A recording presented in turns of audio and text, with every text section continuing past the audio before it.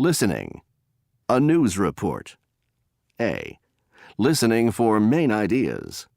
Page 187. Our first story tonight comes from the world of information technology.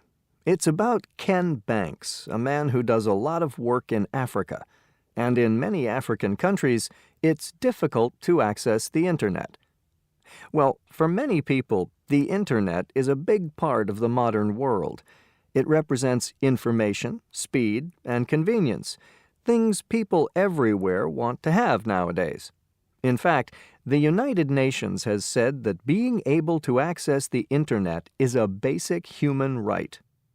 So according to the UN, it's the responsibility of countries to allow people to access the Internet, to get the information they need, to communicate with other people, all the different things we do online. Well, unfortunately, a statement from the United Nations isn't enough in many places. In South Africa, for example, Ken Banks worked on a project at Kruger National Park. That's a huge wildlife reserve with elephants, giraffes, all kinds of animals.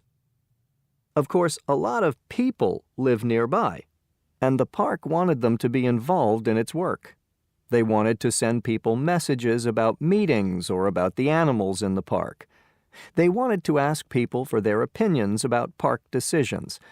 But all of this was a problem, since people in that area could not access the Internet, so the park could not contact people that way. On the other hand, a lot of people near the park did have cellular telephones. So Ken Banks invented software that he called Frontline SMS. With that software on your computer, you just need a device that connects the computer to a cell phone. Then the computer uses the cell phone to send messages to a lot of different people. It's pretty cool, and the Internet is not involved. But that was just the beginning.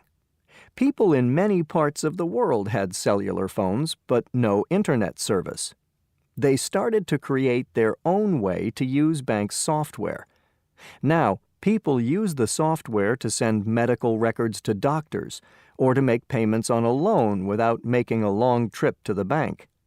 The software is used in many ways in over 70 countries, and the best part is, Ken Banks gives it away for free.